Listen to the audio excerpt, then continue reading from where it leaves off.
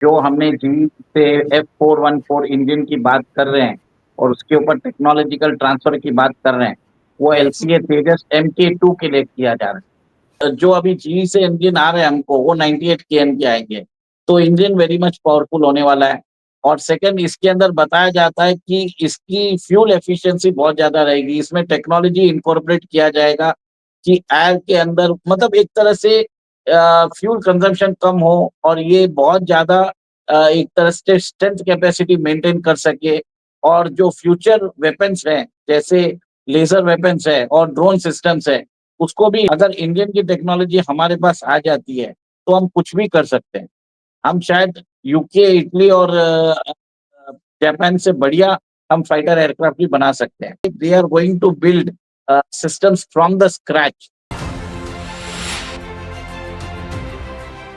जय हिंद, नमस्कार। मैं अंबर जैदी स्वागत करती हूँ आप सबका एक बार फिर से हमारे आज के कार्यक्रम में। भारत के डिफेंस सेक्टर में एक नई माइलस्टोन हासिल करने की एक खबर है जिसको हम बात करेंगे, यानी कि भारत जो है 6th जनरेशन फाइटर प्रोग्राम को लेकर डील करने वाला है रोल्स रॉयस के साथ। और ये खबर कई दिनों से चर्चा का विषय बनी हुई है और हम सब जानते हैं कि भारत में अभी 5th जनरेशन फाइटर जेट को लेकर भी सवाल खड़े हुए थे। अभी हमारे पास 5th जनरेशन फाइटर जेट भी नहीं है, लेकिन हम सीधे 6 पर पहुंचे हैं। तो इस पूरे मामले पर चर्चा करेंगे। हमारे साथ मौजूद है उमेश अग्रवाल जी, जिनके साथ हम इस पर बात करेंगे। उमेश जी, बहुत बहुत स्वागत है आपका। जय हिंद, नमस्कार।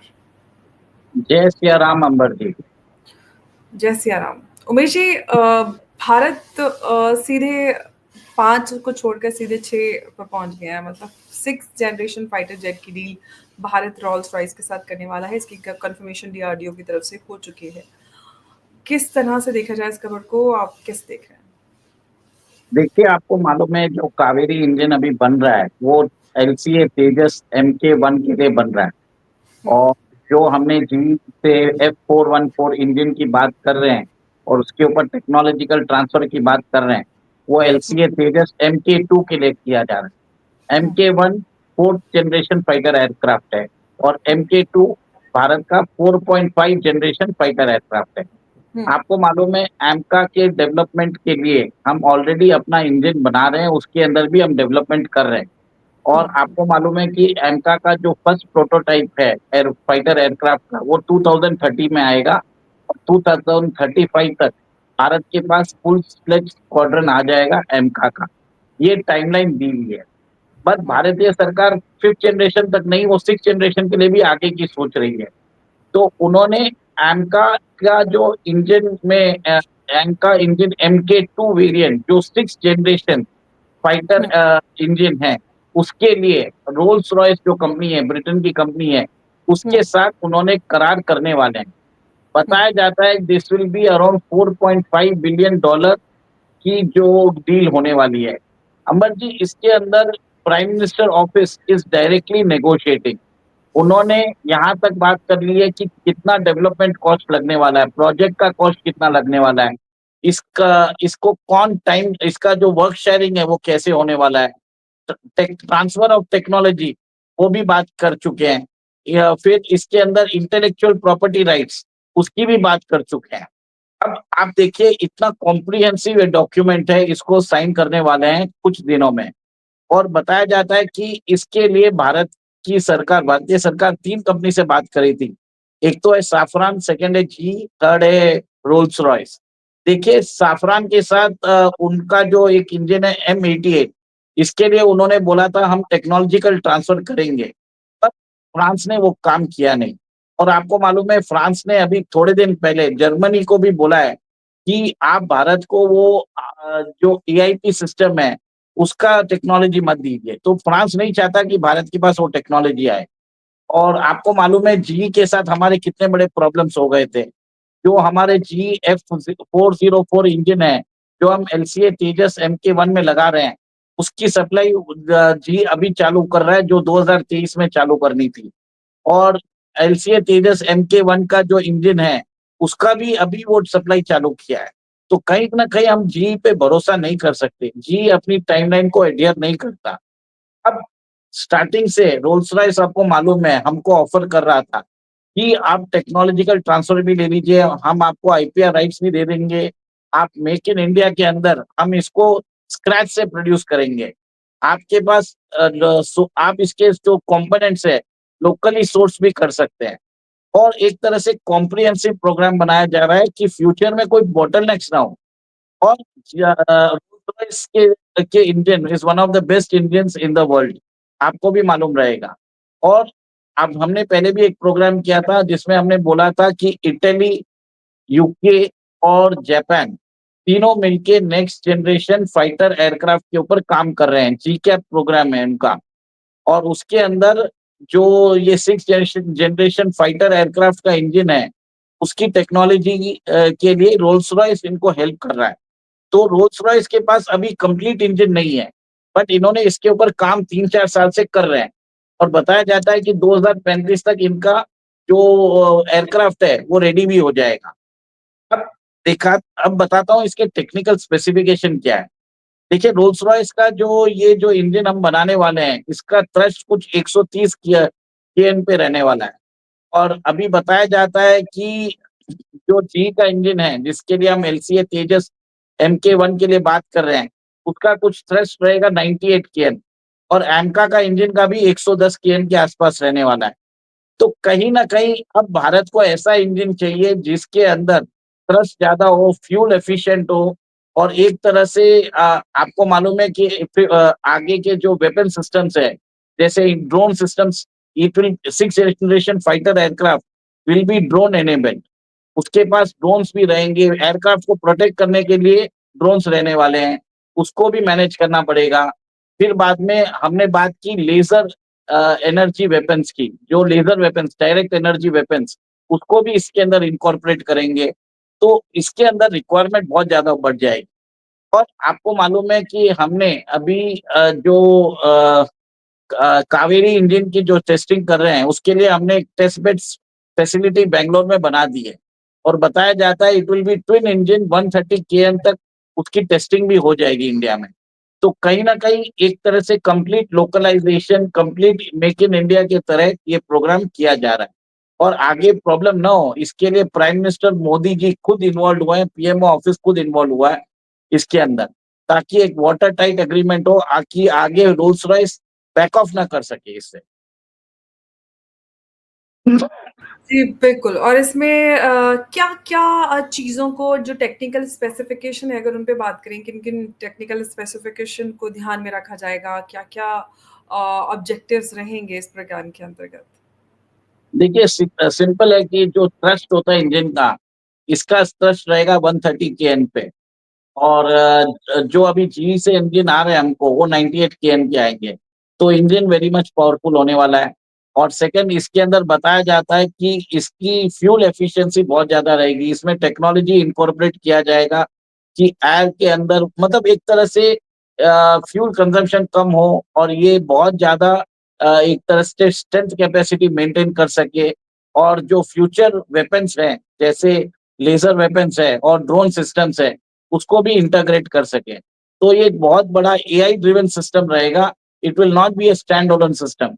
आज के जो फाइटर एयरक्राफ्ट होते हैं, it is an individual bodies, मतलब वो वहाँ पे डायरेक्ट आपको मालूम है कि the fighter aircrafts are responsible. पर इसके अंदर रियल टाइम डेटा एनालाइज़ होगा, रियल टाइम डेटा का जो होगा ट्रांसमिशन होगा कंट्रोल सेंटर के पास, उसके बाद उनको वापस भेजा जाएगा। तो एक तरह से टू एंड फ्रो बहुत होने वाला है इसके अंदर।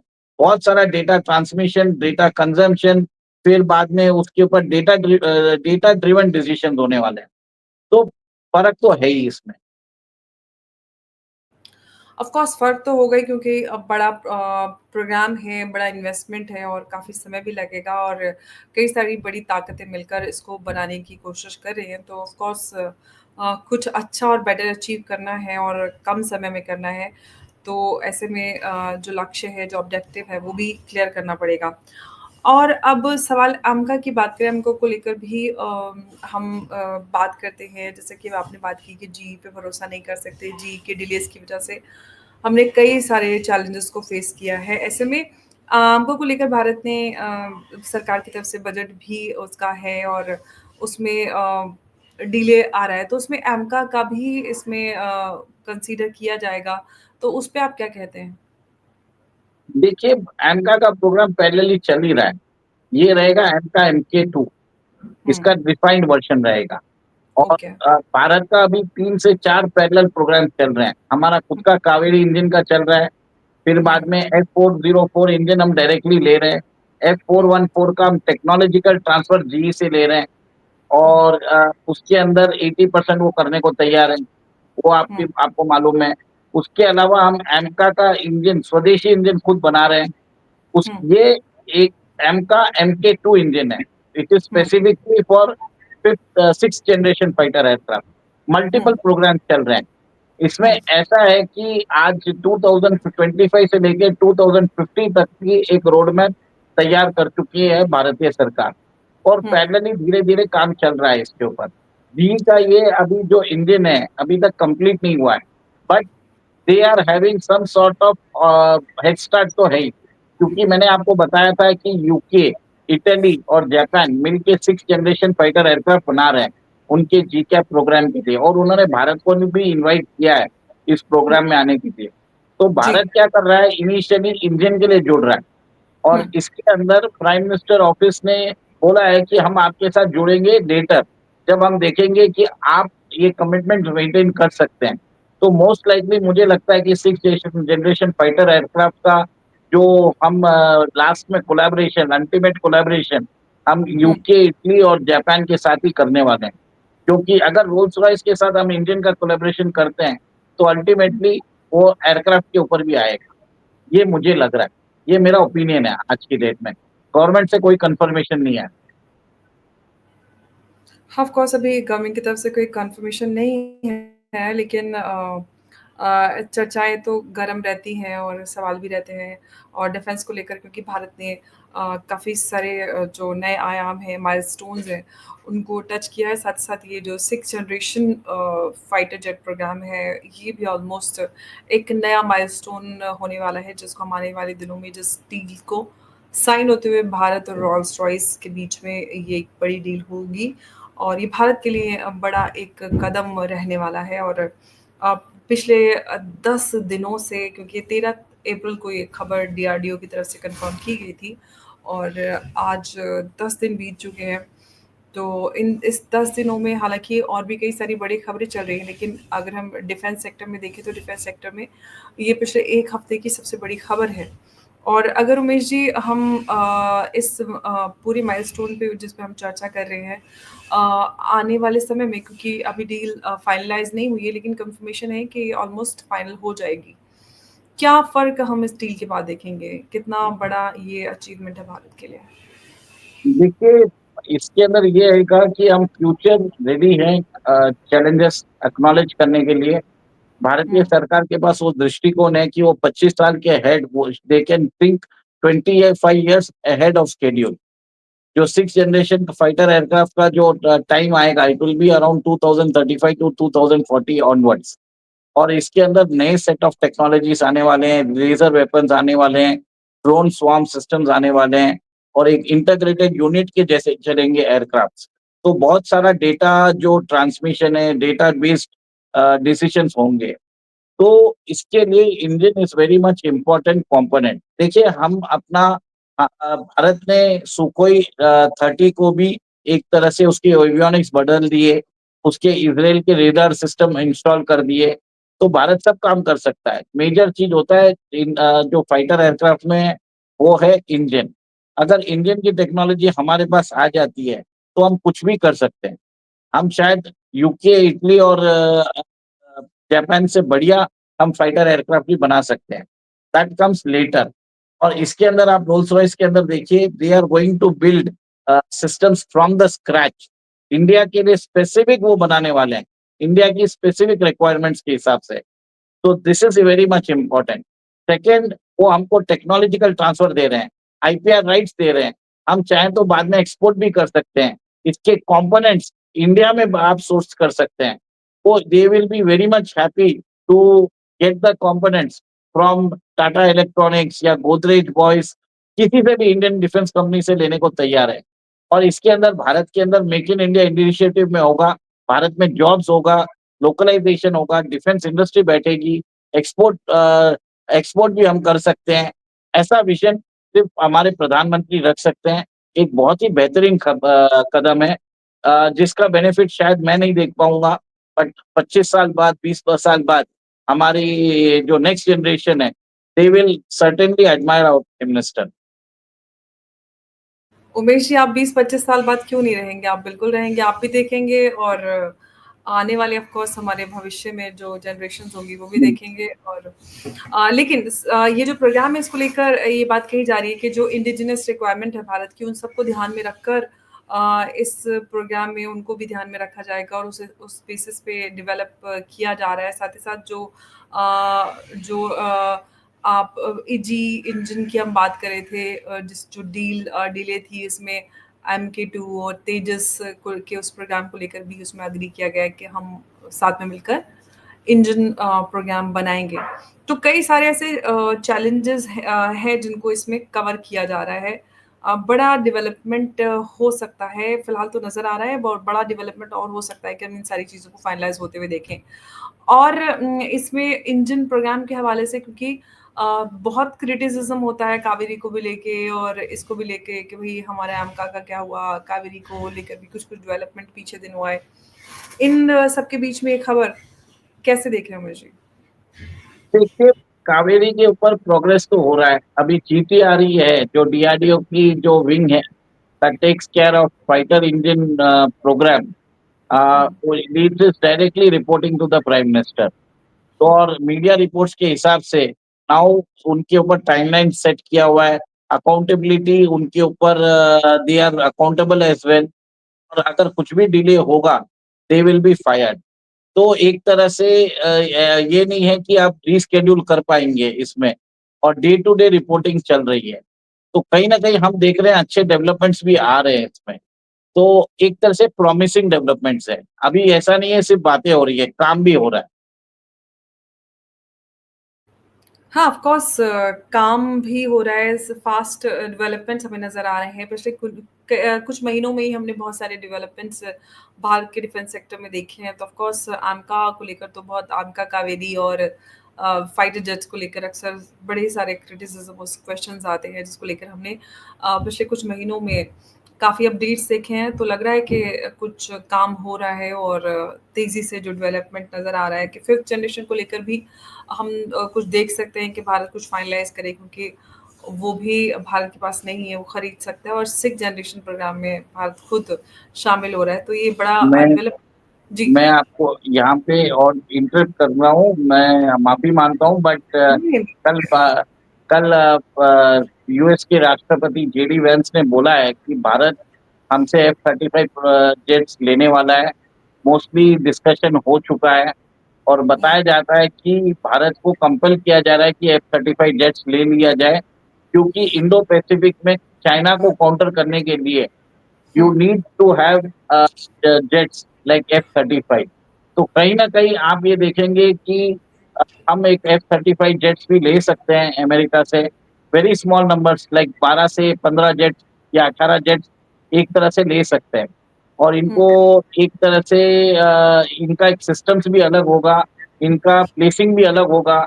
जैसे आपको मालूम है कि रफ़ाल है और सुखोई है और हमारे पास तेजस भी है। ठीक है, फ्रेंच सिस्टम्स है, फ्रेंच सिस्टम्स है, रशियन सिस्टम्स है, हमारा होम ग्रोन सिस्टम भी रहेगा। बट कहीं न कहीं जिस हिसाब से डेविड वैंस ने कल बोला है कि भारत के अंदर एक मैन्युफैक्चरिंग फैसिलिटी भी आने वाली है, और भारत जल्दी से F-35 खरीदेगा, तो कहीं न कहीं यूएस का जो बोलते हैं कि डोनाल्ड ट्रम्प का मान रखने के लिए और जेडी वैंस की इच्छा रखने के लिए हम शायद एक 12 से 18 जेट ले लें, और उनको एक तरह से हमारे एक हैंगर्स में रख देते हैं। वो पॉसिबिलिटी लग रहा है, और एक तरह से टेम्परेरी स्टॉप गैप सॉल्यूशन हो सकता है। ये मेरा मानना है। ये अभी तक गवर्नमेंट की तरफ से कोई कन्फर्मेशन नहीं आई। This is what I would like to share with you. हाँ, ऑफ़ कोर्स ये गवर्नमेंट की तरफ से तो कोई ऐसी कन्फर्मेशन नहीं है लेकिन हम एनालिसिस ही कर सकते हैं और चीज़ों को जोड़कर कि क्या हो सकता है, क्या पॉसिबिलिटी है। और सिक्स जनरेशन प्रोग्राम को लेकर हमने बात की, जो कि हमने देखा बीते दिनों खबर आई कि Bharat six generation program Rolls Royce के साथ कर सकता है, जिसमें इंजन प्रोग्राम और जो भारत की इंडिजिनस रिक्वायरमेंट्स है उसको ध्यान में रखकर ये पूरा प्रोग्राम डेवलप किया जाएगा। बड़ी खबर है और उमेश जी आपने हमारे साथ इस प्रोग्राम में उस सभी मुद्दे से जुड़े हुए सभी पहलुओं पर बात की। आपका बहुत-बहुत धन्यवाद। नमस्कार, जय हिंद, जय भारत। जय सिया राम अंबर जी। जय सिया राम।